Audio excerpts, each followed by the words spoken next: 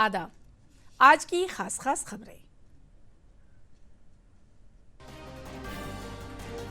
वज़ीर-ए-आज़म नरेंद्र मोदी कल जमुई में बिरसा मुंडा की 150वीं यौम पैदाइश के मौके पर कबायली यौम फख्र तकरीब में हिस्सा लेंगे। पीएम मोदी के जमुई आमद के सिलसिले में नायब वज़ीर आला विजय कुमार सिन्हा और वज़ीर दिलीप जायसवाल ने खुसूसी सफाई मुहिम चलाई।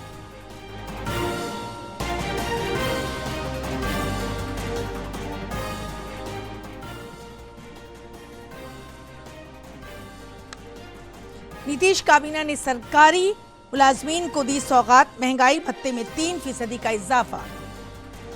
और मुंगेर में मिनी गन फैक्ट्री का हुआ पर्दाफाश, बंगाल और बिहार की एसटीएफ ने की मुश्तरका कार्रवाई, 7 गिरफ्त। यास्मीन, खबरें तफसील से। 15 नवंबर को बिरसा मुंडा का 150वां यौम पैदाइश है, जिसे खास और यादगार बनाने के लिए हुकूमत पूरे मुल्क में कबायली यौम फख्र मना रही है। जमुई में भी शानदार प्रोग्राम का इनकाद होगा, जिसमें वज़ीर-ए-आज़म नरेंद्र मोदी शामिल होंगे।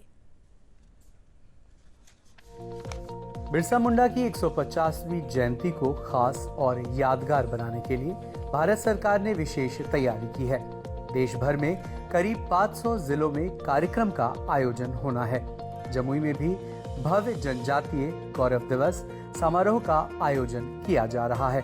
इस कार्यक्रम में प्रधानमंत्री नरेंद्र मोदी करीब 6600 करोड़ की योजनाओं का शुभारंभ, शिलान्यास और लोकार्पण कर देश को बड़ी सौगातें देंगे। इस कार्यक्रम के लिए बड़े पैमाने पर तैयारी की जा रही है। ये चौथा जनजातीय गौरव दिवस के रूप में ये मनाया जाएगा। यहाँ ये नेशनल प्रोग्राम है। 2021 में माननीय प्रधानमंत्री नरेंद्र मोदी जी ने भगवान बिरसा मुंडा का जन्मदिन 15 नवंबर को जनजातीय गौरव दिवस के रूप में मनाने के लिए ऐलान किया था और निरंतर हम हर साल इसको कर रहा है। उसके साथ साथ प्रधानमंत्री जी कुछ फाउंडेशन स्टोन लेइंग, कुछ नया बिल्डिंग बन चुका है उसका लोकार्पण करना, ये सब काम को करेंगे और जनजातीय गौरव दिवस पालन होगा। कार्यक्रम स्थल को जनजातीय समुदाय के ऐतिहासिक और सांस्कृतिक गौरव से जुड़ी कलाकृतियों से सजाया गया है। साथ ही सुरक्षा के भी व्यापक इंतजाम किए गए हैं। कार्यक्रम को सफल बनाने के लिए केंद्रीय जनजातीय कार्य मंत्री जुएल ओराम के साथ स्थानीय सांसद अरुण भारती, स्थानीय विधायक श्रेयसी सिंह, बिहार सरकार के मंत्री सुमित सिंह जमुई में ही कैंप किए हुए हैं। केंद्रीय मंत्री जुएल ओराम ने बताया कि यह राष्ट्रीय स्तर का कार्यक्रम है। साल 2021 में भगवान बिरसा मुंडा की जयंती पर जनजातीय गौरव दिवस मनाने का निर्णय लिया गया था। जमुई में यह चौथा कार्यक्रम है। इसमें मुख्यतः जनजातीय समाज का हम क्या क्या अभी तक किया है उसके बारे में प्रदर्शनी करेंगे। हमारा एकलव्य मॉडल रेसिडेंशियल स्कूल जो एक नया स्कीम है एजुकेशन में, उसमें उसका बच्चे लोग क्या कैसे पेंटिंग वेंटिंग किया है और बाकी क्या क्या उनमें हुनर है, इसके बारे में प्रदर्शनी होगा।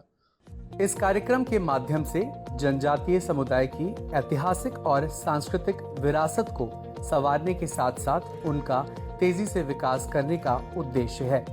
कार्यक्रम में फोटो प्रदर्शनी लगाई जाएगी। साथ ही डाक टिकट भी जारी करने की संभावना है। दूरदर्शन समाचार के लिए जमुई से विनोद कुमार की रिपोर्ट। कबाइल के मरकजी वजीर जुएल ओराम ने आज जमुई में कहा है कि वज़ीर-ए-आज़म कल जनमन मंसूबे के मुस्तफिदैन से बातचीत करेंगे।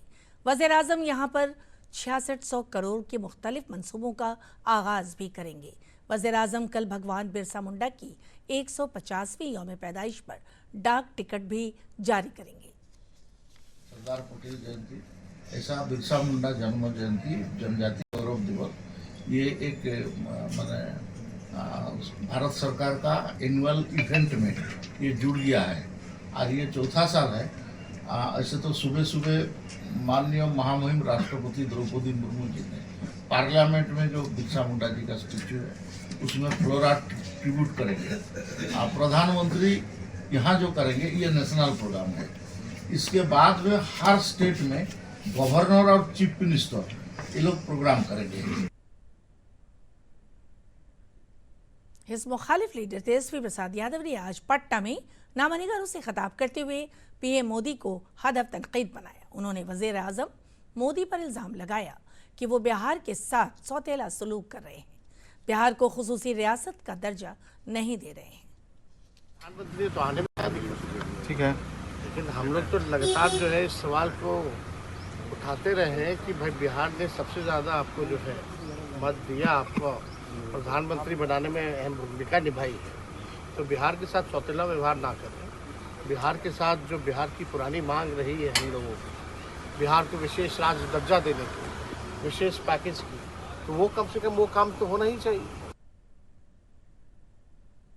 कपड़ा के मरकजी वजीर गिरिराज सिंह ने आज बेगूसराय में अजीम इत्तेहाद के रहनुमाओं पर तंज करते हुए कहा कि वोट के सौदागरों ने मुल्क में दहशत जैसा माहौल पैदा कर दिया है। मुल्क में 100 करोड़ हिंदुओं को डराने धमकाने का काम किया जा रहा है। उन्होंने कहा है कि अजीम इत्तेहाद के लीडर राहुल गांधी और लालू यादव जैसे लोगों उन वोट के सौदागरों का साथ दे रहे हैं। यहाँ भी लोगों को बाध्य होना पड़ रहा है बच्चियों को बुर्का पहनने के लिए।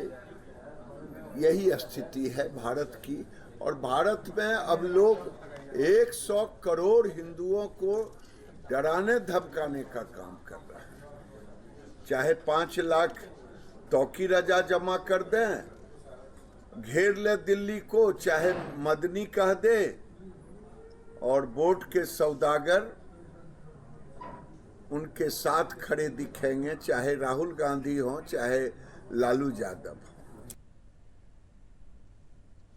नीतीश हुकूमत ने नए साल से पहले रियासत के तकरीबन 11 लाख सरकारी मुलाजमीन को बड़ा तोहफा दिया है। जुमरात को हुई नीतीश काबीना की मीटिंग में महंगाई भत्ता बढ़ाने पर रजामंदी हो गई है।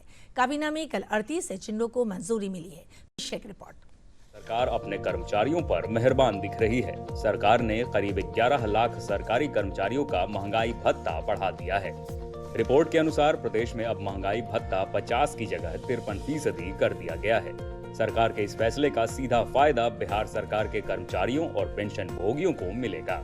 नीतीश कैबिनेट से स्वीकृति मिलते ही कर्मचारियों और पेंशन भोगियों को बढ़े हुए महंगाई भत्ते का एरियर 1 जुलाई 2024 से जोड़कर मिलेगा।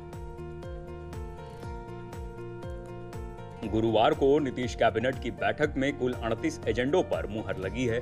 बिहार सोशल मीडिया और ऑनलाइन मीडिया नियमावली 2024 को भी स्वीकृति मिल गई है।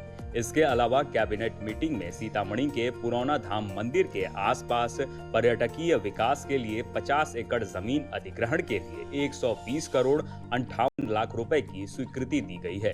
राजधानी पटना के शहरी क्षेत्र में कानून व्यवस्था मजबूत करने के मकसद से डीएसपी रैंक के 3, पुलिस इंस्पेक्टर 3, दरोगा 9, पुलिस अवर निरीक्षक 18 और सिपाही के 120 समेत कुल 153 पदों के सृजन की भी स्वीकृति मिली है।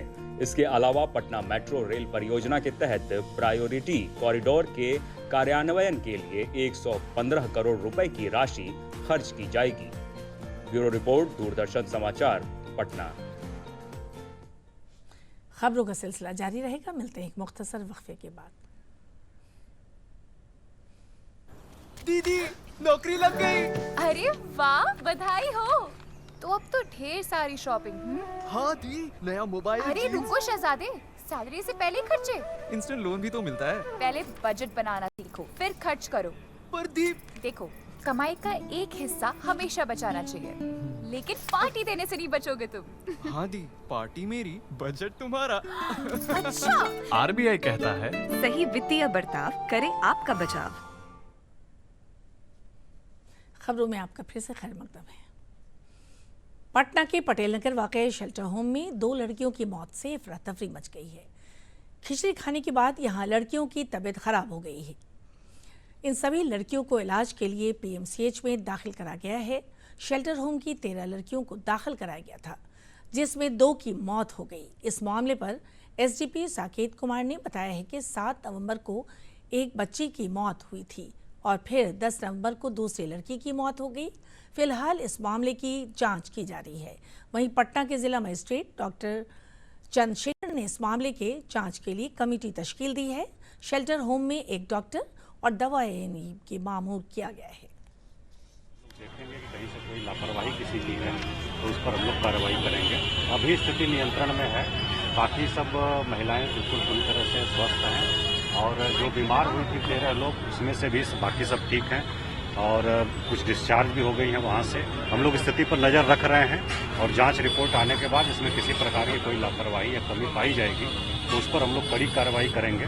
प्रथम दृष्टया ये फूड पॉइजनिंग और साफ सफाई की कमी और एक तरह से लापरवाही का मामला ये बनता है और जैसे ही जांच रिपोर्ट आती है हम लोग उसमें नियमानुसार। जब घटना की सूचना मिली थी तो उसी समय जो है फूड इंस्पेक्टर को जो है जिला प्रशासन के द्वारा भेजा गया था और वो भी फूड और पानी दोनों का सैंपल जांच के लिए लेके गए। एज ए प्रिकॉशनरी मेजर जो है जिला प्रशासन के द्वारा एक एम्बुलेंस, एक डॉक्टर और 2 एनएम आश्रय गृह में प्रतिनियुक्त कर दिया गया है 17 तारीख तक। और चूँकि मामला ये है कि अभी इसके अलावा 9 और बच्ची जो है वो अस्पताल में एडमिट है। जब तक जांच रिपोर्ट आ नहीं जाती है तब तक जो है कारणों के बारे में स्पष्ट रूप से कुछ कहना अभी संभव नहीं है। जैसे जांच रिपोर्ट आएगी तभी वो। मुंगेर में गैर कानूनी असलाह बनाने का सिलसिला रुकने का नाम नहीं ले रहा है। मुंगेर के अलग अलग ब्लॉकों में छापेमारी करके मिनी गन फैक्ट्री का पर्दाफाश किया गया है। इस सिलसिले में जानकारी देते हुए डीएसपी सिंदेश शेखर ने बताया है कि असरगंज थाना के रहमतपुर में मिनी गन फैक्ट्री का पर्दाफाश किया गया है, जहां से 5 लोगों की गिरफ्तारी हुई है। इन लोगों के निशानदेही पर तारापुर के खानपुर में छापेमारी की गई, जहां से मिनी गन फैक्ट्री का खुलासा हुआ।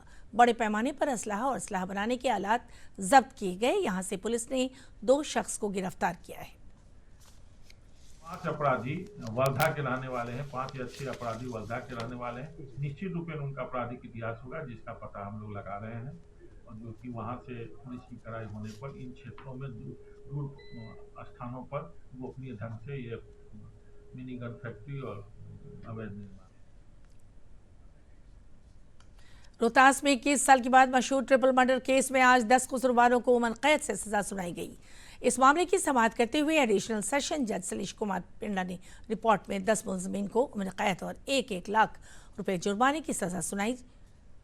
ये मामले समझौता थाना इलाके के तेली था, जहां 13 मुलजमीन ने अगवा करने के बाद इन लोगों को गोली मारकर हलाक कर दिया था।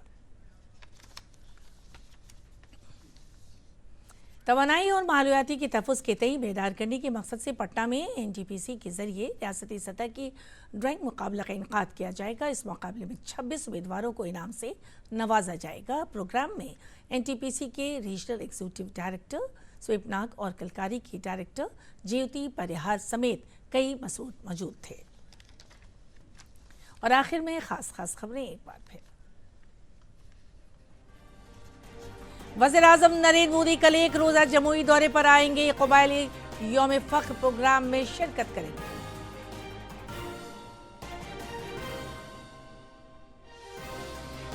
अपोजिशन लीडर तेजस्वी यादव ने वज़ीर-ए-आज़म से बिहार को ख़ुसूसी रियासत का दर्जा देने का मुतालबा किया। कहा बिहार की आवाम को नजरअंदाज किया जा रहा है। नीतीश काबीना ने सरकारी मुलाजमीन को दी सौगात। महंगाई भत्ते में 3% का इजाफा।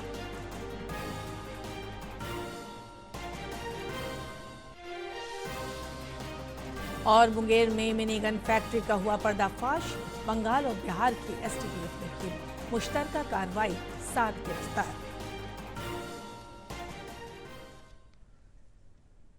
इसके साथ ही इलाकाई खबरों के उर्दू बुलेटिन खत्म हुआ। आदाब।